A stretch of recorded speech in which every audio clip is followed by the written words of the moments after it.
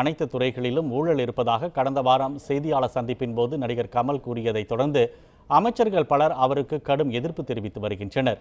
துணிச்சல் இருந்தால் நடிகர் கமல் அரசியலுக்கு வந்து தமிழக அரசை விமர்சிக்கலாம் என்று நிதியமைச்சர் ஜெயக்குமார் உள்ளிட்டோர் கூறியிருந்தனர். இந்த நிலையில் நேற்று இரவு தனது ட்விட்டர் பக்கத்தில் நடிகர் கமல் கவிதை வடிவில் தகவல் ஒன்றை வெளியிட்டுள்ளார். அதில் தற்போதைய சூழலில் யாரும் மன்னர் இல்லை என்று கூறியுள்ளார். எனவே தங்களை விமர்சிக்க அனுமதிக்க வேண்டும் என்று கமல் தெரிவித்துள்ளார். தற்போதைய ஆட்சியாளர்களைப் போல் தாங்கள் இல்லை என்பதால் தங்களால் மனதளவில் துள்ளி குதித்து எழ முடியும் என்றும் அவர் கூறியுள்ளார். தோல்வி அடைந்தாலோ மரணம் அடைந்தாலோ தான் ஒரு போராளி தான் என்று கமல் குறிப்பிட்டுள்ளார். அதே சமயம் தான் முடிவொன்று எடுத்துவிட்டால் முதல்வர் என்றும் அவர் கூறியுள்ளார். பணிந்து செல்வதால் தன்னை அடிமை என்று நினைக்கிறீர்களா என்றும் கமல் கேள்வி எழுப்பியுள்ளார். மகுடம் வேண்டாம் என்று இருப்பதால் தான் ஒன்றும் தோற்றவன் இல்லை என்றும் அவர் கூறியுள்ளார். தேடாத பாதைகள் தென்படாது என்றும் தெரிவித்துள்ள கமல் முட்டாள்தனத்தை தவிர்க்க நினைப்பவன் தான் தலைவன் என்றும் கூறியுள்ளார்.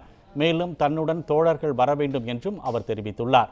அத்துடன் விமர்சனத்தை பொறுத்து கொள்ளாது இருப்பவர்களுக்கும் தன்னுடைய நண்பர்களுக்கும் விரைவில் ஒரு தகவல் இருப்பதாகவும் கமல் கூறியுள்ளார்.